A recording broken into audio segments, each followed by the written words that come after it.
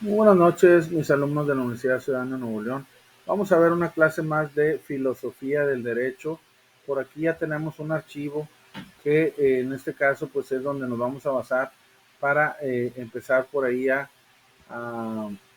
compartir ahí lo que es la información que normalmente se encuentra ahí en lo que viene a ser pues en cada uno de los tópicos. Siempre les pongo por ahí un archivo y bueno, en este caso, esperemos que sí se esté viendo. Vamos a esperar ahí a que se muestre la pantalla. Se va a ver un poco más pequeño ahí. Pero bueno, vamos a ver esta clase de filosofía del derecho. Vamos a ver algunos de los temas interesantes que se llaman en este caso las normas religiosas, los preceptos jurídicos, el derecho y su definición. Más que nada vamos a mencionar que durante este curso, ¿verdad? Durante las 10 sesiones que son de clase, porque recuerden que una es de repaso y otra ya es un video de despedida, pero lo que viene a ser en estos temas vamos a ver lo que viene en el libro de Eduardo García Maínez, y en ese libro por ahí menciona mucho sobre las normas religiosas, los preceptos jurídicos, el derecho, su definición, habla mucho de los convencionalismos sociales, de lo que viene a ser también los convencionalismos religiosos y de algunos otros temas de interés que por ahí van relacionados con lo que viene a ser la filosofía del derecho. Principalmente las normas religiosas tienen su origen tradicionalmente en Roma, que por ahí se empieza a establecer lo que viene a ser un establecimiento, valga la redundancia, de lo que son las normas religiosas que se van siguiendo por la sociedad y que toda la ciudadanía las va siguiendo de manera reiterada, de manera repetitiva, y por ahí ya luego se van estableciendo en estatutos, en leyes, en reglamentos que se van generalizando para la sociedad desde un punto de vista heterónomo, es decir, desde un punto de vista igual para todos, y así es como inicia las bases. Incluso por ahí Kelsen menciona dentro de sus representaciones de la pirámide, ¿verdad? De Hans Kelsen, que dentro de las bases están los preceptos jurídicos, los convencionalismos sociales y algunas normas religiosas que a base de costumbres se van generando una actitud reiterada de cumplir con ciertas conductas que luego se van instituyendo en los ordenamientos, y de esa manera pues van creándose leyes y reglamentos que van saliendo, por decirlo así, su esencia de las normas religiosas, como ya lo he comentado por ahí, dentro de los 10 mandamientos, ¿verdad? De que por ahí se establecía el no matarás, el no robarás y demás, que ya luego se van estableciendo como conductas que se siguen dentro de una sociedad y que de alguna forma se van creando leyes.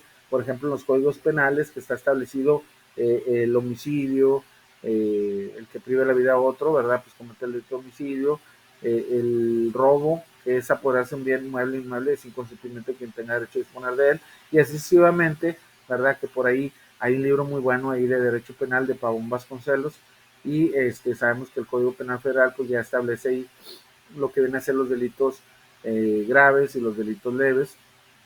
Y bueno, se van derivando de las normas religiosas lo que viene a ser los preceptos jurídicos, lo que viene a ser las normas de derecho del antiguo Roma, que ya luego por ahí el derecho mexicano pues permeándose, va agarrando por ahí lo positivo de este derecho romano, y se va estableciendo, pues obviamente ya sabemos las constituciones que hemos tenido y los códigos que se van reformando en cada legislatura, se van abrogando, derogando leyes que se vayan adecuando a la sociedad, a lo que la sociedad requiere.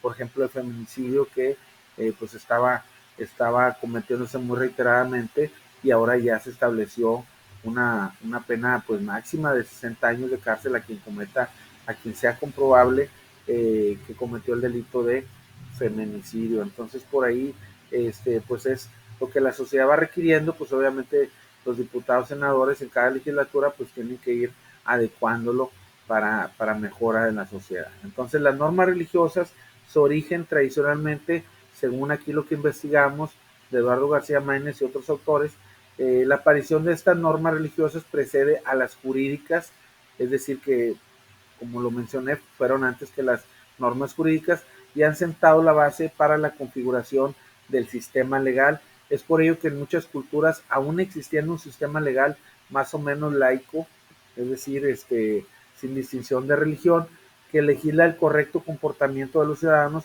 sus leyes suelen estar fundamentadas en antiguas normas formuladas en perspectivas religiosas y tienen una cualidad estas leyes religiosas que pues son atemporales, es decir, que las normas religiosas son difícilmente modificables con el lapso del tiempo. Por ejemplo, los versículos que traen mensajes, ¿verdad? De apóstoles o que están derivados de las buenas conductas según la religión que hay que seguir. Entonces, pues obviamente no son modificables, no los podemos abrogar, derogar, quitarles una parte, ponerles otra a nuestra conveniencia, a nuestras necesidades. Obviamente que no, ahí no se puede, ahí ya están establecidas las normas religiosas y desde ese punto de vista, pues son atemporales, es decir, que se establecen en todas las épocas y en todas las generaciones, son aplicables las normas religiosas y como el artículo 24 constitucional establece, como ustedes bien saben, que pues tenemos ese derecho a profesar nuestra fe, a tener pues una libertad de conciencia, en este caso a creer en Dios o a ser ateo o a tener otras ideas, siempre y cuando, como ya saben las limitantes del derecho, pues no dañar la moral, no dañar los principios de otra persona, las buenas costumbres o la esfera jurídica de otro ser humano, de otro ciudadano. Entonces, desde ese punto de vista, pues las normas religiosas son atemporales, no tienen una modificación y pues no son modificables con el paso del tiempo. Es decir, bueno, dice aquí son difícilmente modificables. En este caso, pues entre más exacta sea el versículo, por decirlo así, o el extracto de la Biblia, pues obviamente es de más provecho para las personas quienes siguen la religión. Entre más original sea el texto, más credibilidad va a tener y obviamente más seguimiento también y aplicabilidad va a tener. A diferencia de las normas sociales y legislativas que admiten un mayor grado de cambio, obviamente las normas legislativas pues sí se van adecuando, se van modificando, se van derogando, abrogando, se cambia todo el artículo o una parte, o se van estableciendo nuevos delitos, nuevas penas, nuevas sanciones. Por ejemplo, anteriormente estaba vigente la pena de muerte y bueno, sí han hecho modificaciones a la Constitución donde ya hoy en día pues está abolida lo que es la pena de muerte. Entonces, pues se han hecho cambios, como les comento, en ciertos artículos de la Constitución, las garantías individuales y también en diferentes códigos, leyes y reglamentos. Entonces, las leyes legislativas sí tienen un mayor grado de cambio que las normas religiosas que llegaron para quedarse y que entre menos le muevan o le quiten o le pongan, es mejor el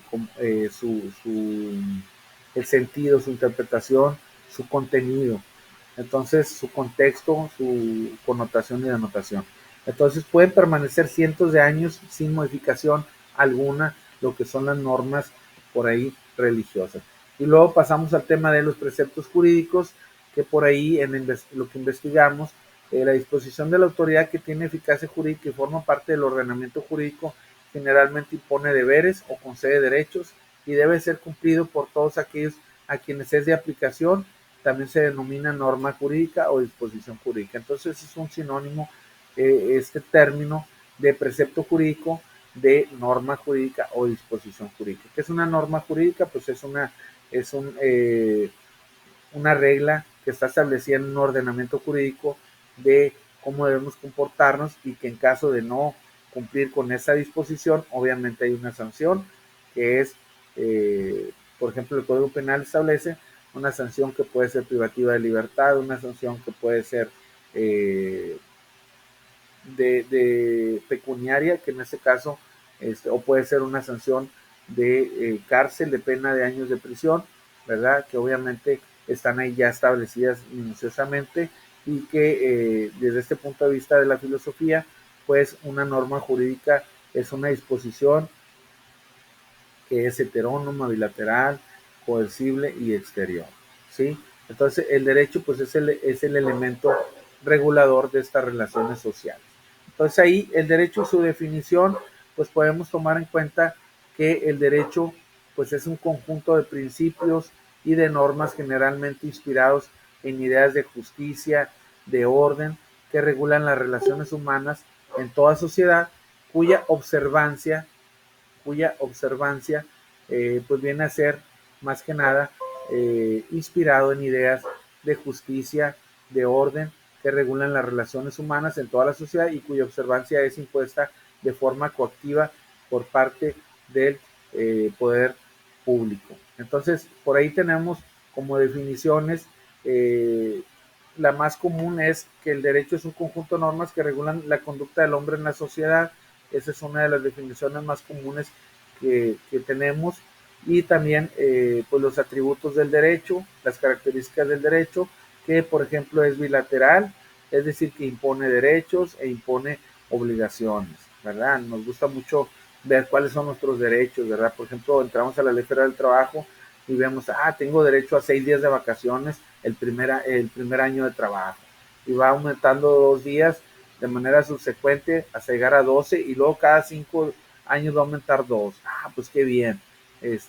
Nos aprendemos nuestros derechos, ¿verdad? Tengo derecho a 15 días de aguinaldo por cada año que vaya por ahí yo haciendo en el trabajo de antigüedad.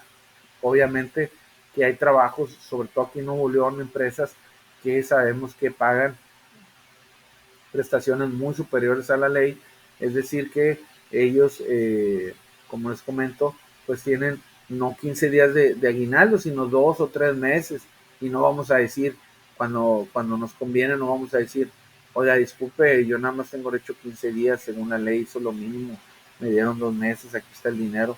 Obviamente que entre más meses nos den, si nos dan un año o dos, pues encantados de la vida, ¿verdad? Entonces cuando algo nos molesta, pues sí decimos, bueno, la ley dice 15 días, me diste 7 días y a mí me tienes que dar 15 días. Y dice que el 20 de diciembre, antes del 20 de diciembre, y me lo estás dando después, o todavía no me lo das, pero no se te vaya a pasar esa fecha. ¿Sí? Entonces, obviamente que cuando nos conviene decimos, aquí está la ley y hay que cumplirla, pero cuando rebasa las prestaciones, pues obviamente, pues decimos, pues qué bien, ¿verdad? Que me estén pagando un aguinaldo que no es de 15 días, sino de un mes, de 2 o de 3, pues súper bien.